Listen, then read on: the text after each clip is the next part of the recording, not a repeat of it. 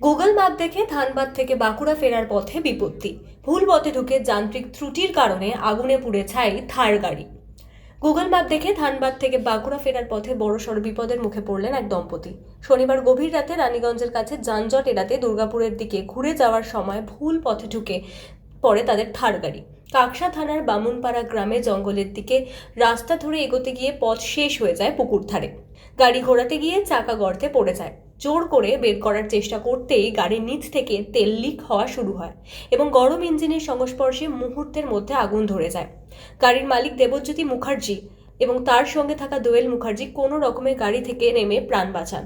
শীতের রাতে আশেপাশে কাউকে সাহায্যের জন্য ডাকলেও সাড়া মেলেনি।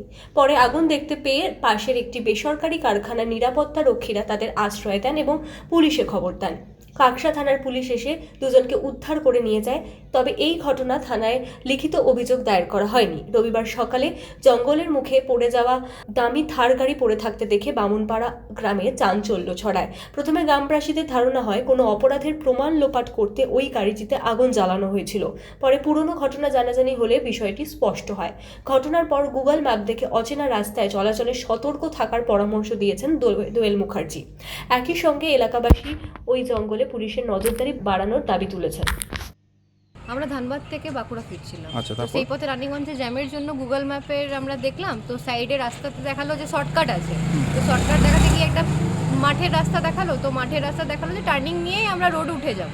তো টার্নিং নিতে গিয়ে একটা ড্রেনের মাঝখানে গাড়ি ফেঁসে যায়। তো গাড়ির চাকা ঢুকে যাওয়ার জন্য কিছুতেই ওটা বেরিয়ে উঠতে পারা যায় না। আর অনেকবার চেষ্টা করা হয়, সেই জন্য ইঞ্জিনটা অলরেডি গরম ছিল, তো ইঞ্জিনে পুরো আগুন লেগে যায়। সেখান থেকে আমরা ভয় পেয়ে ওখান থেকে সরে যাই। তো তারপরেই পুরো গাড়ি ব্লাস্ট হয়ে যায়।